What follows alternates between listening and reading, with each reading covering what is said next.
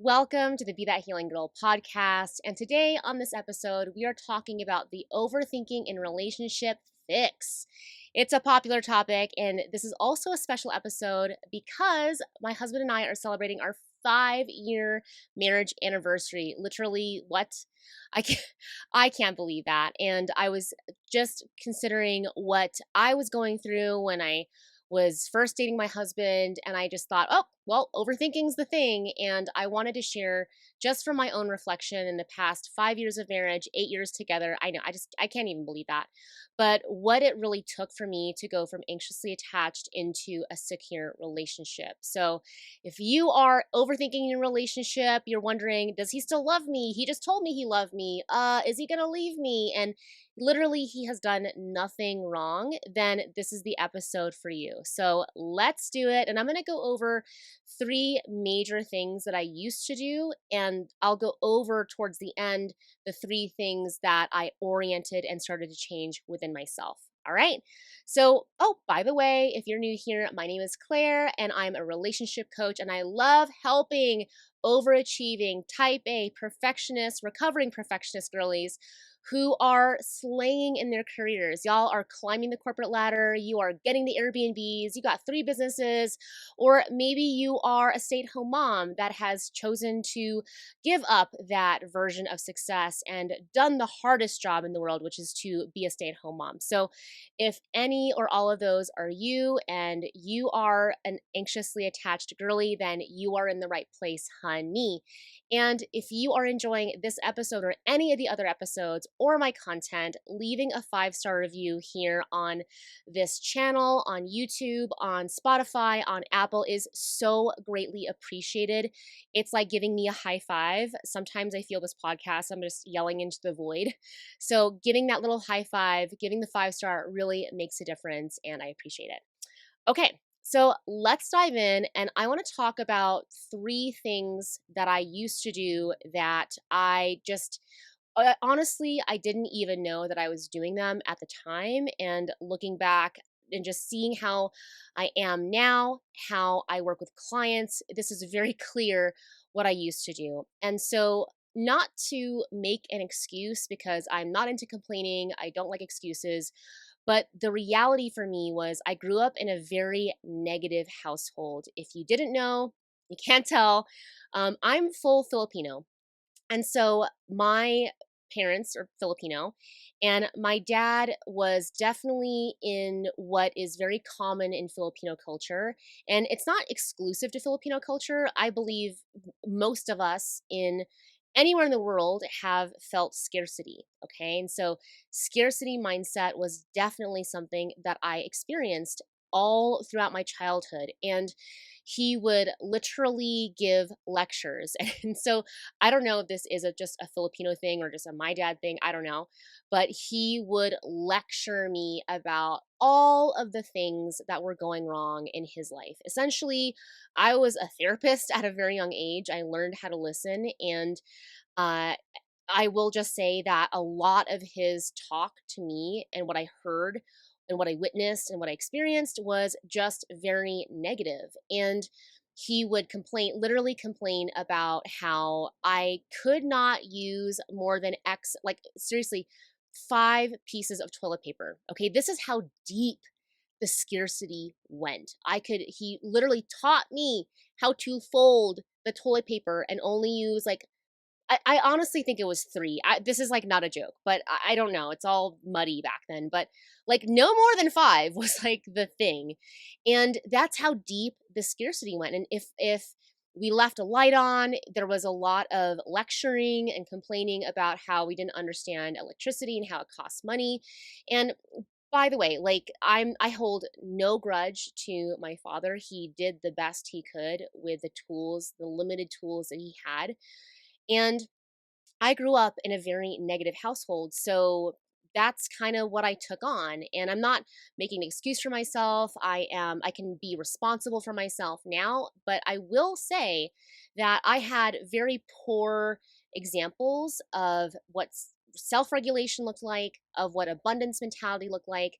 I had to really train myself out of that. So one thing that I know that I had to shift was uh, out of seeing things negatively. So I'll tell you what I did here shortly to fix that. The next thing I did that was in my way of healing my anxious attachment was I would try to distract myself. Okay. So, and I hear this a lot where you might be getting advice like, oh, just go work out, go clean your room, go do whatever. And I used distraction as a way to feel better. And distraction for me, this is just what my history is, looks like working out, looks like doing something in the gym, whether it was running when I was in my 20s. I was poor, I was really poor. And all I could do, I couldn't afford the gym. So I would just run. And the irony, and I look back at how I just did not want to deal with the present moment because that was just felt too painful. I forced myself to run, and I hate running. I'll say that straight up. To this day, I hate running. It is not fun, but because it was cheap, all I had to have was a pair of shoes and like the workout clothes that I had.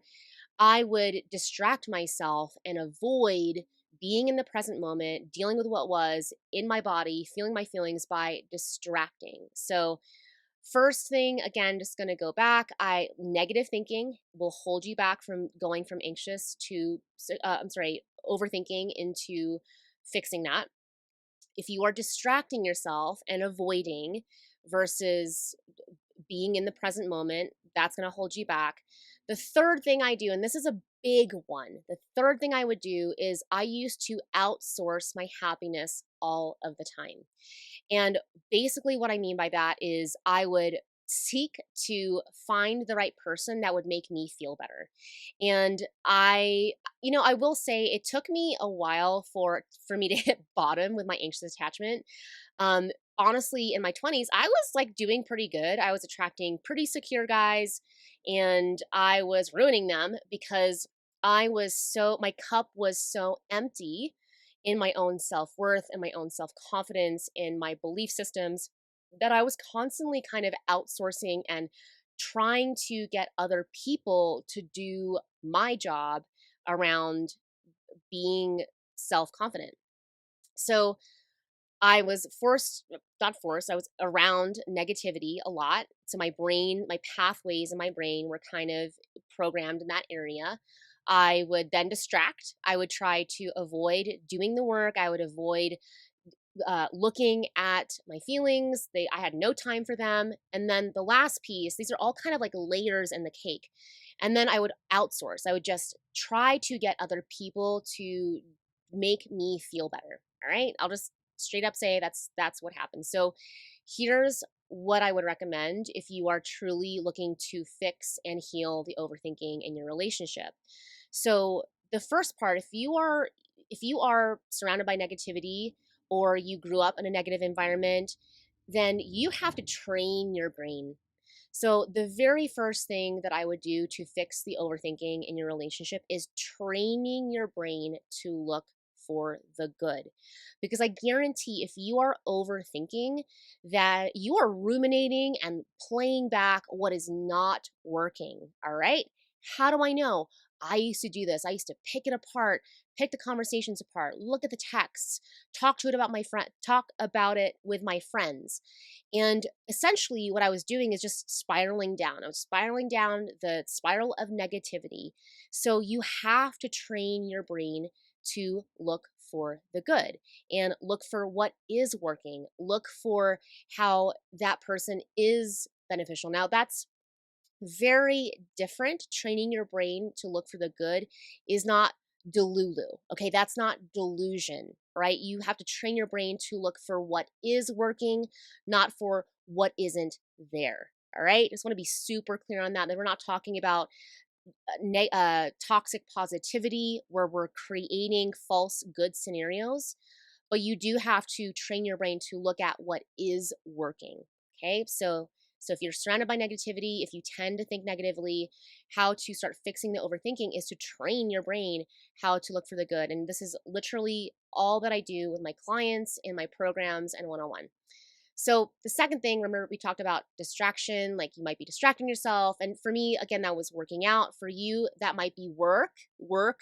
As I grew and matured, I started to use different modalities to distract myself. So getting busy at work, cleaning, watching a bunch of Netflix, anything that you're using to distract, that's not going to help you. So, what I had to learn to fix the overthinking was to deepen inside myself. And I totally get like, how do I start doing that? And there is structure that's just a lot to understand how to deepen. But if you here's another way to think about it. Instead of going, why do you want to go deep? And this is why you probably have been distracting with many different things. Okay, I'll do crochet, I'll do watercolor, I'll go to the gym. And like at the end of the day, it might feel fine in the moment, but you're not actually finding any relief. That's because you're trying to go shallow and narrow instead of deep. And when we deepen, when we focus onto ourselves, when we deepen into ourselves and deepen into, wow, what am I feeling? What's actually going on here? When we go deep, when we look internally, that's actually how we hit water. So we don't hit water by digging a bunch of shallow little holes. Digging, like you go to your yard and dig a bunch of little holes, you're not going to hit water. But if you dig deep, if you actually try and dig and deepen, you eventually will hit water. All right. So train your brain. If you're distracting, you want to deepen. The third thing is, instead of outsourcing and looking for other people to solve your problem, instead of outsourcing, you want to resource. Now, this changed the game for me when I started realizing that I was trying just to get other people to solve the problem. And by the way, I didn't meet my husband until like mid 30s. So I was this was a constant thing for me. I thought it'll get better. Oh, this person will do it better. This person will quote unquote meet my needs. And the reality is, the more you try to outsource without knowing how to fill your own cup, and the more you're not resourced, you're always going to end up unsatisfied. It's not going to be satisfying, because if you can't fill it yourself, then how can they? And so when I started to understand, oh, how can I be resourced within myself? When I learned how to self soothe, how to self regulate, when I learned, okay, this is the root of why I keep kind of going into this overthinking pattern, that's when things really started to shift. And when I look at this healing, it's not just one thing is going to solve the problem. It's multi-layered. Just like training your brain, not deepening, becoming resourceful in yourself. It's not just one thing. It's literally layered. And one thing that I know that was frustrating for me is that I thought I was doing all these things, but really the reality was I was just throwing spaghetti at the wall, throwing pasta at the wall, hoping and praying and just seeing what would stick. When you have a structure, which is what I do in the Confidence Code, my signature program, what I do with my clients, when you have a structure and a strategy, that's actually how you are able to truly fix and truly heal the overthinking, because a lot of this is just learned. This is just learned behavior that you've done. The overthinking is something that you learned to stay safe, to perceive that you're getting love and connection. And in reality, when we just try to fix at the level of the what we think is a symptom, we're not actually getting to the virus. So it's like taking Mucinex. Yeah, that might help with your sniffles, but this is not sponsored by Mucinex, by the way. But if you are not getting your flu shot, then I don't know what to tell you, because that's really going to help you at the root of the problem, not some like sniffle pill. So, just some insight on what I believe helped me fix the overthinking. And if you are in a place where you're overthinking, then I have good news for you. I'm diligently working on an exclusive opportunity to fix the overthinking, and I'm really excited to roll it out. If you are not on the email list, and to join the email list, all you need is to download my free journal prompts. PS, like, the journal prompts are super dope. You want to use this in your everyday practice. So if you're not in the mailing list, you want to come to my overthinking workshop, which is the first time I'm rolling it out, I'm so excited. Get on the mailing list, get the journal prompts, and you'll get that special invite. So I am so proud of you. You can train your brain, you can deepen, you can become self-resourced because it all starts with you. All right. I love you. Mwah.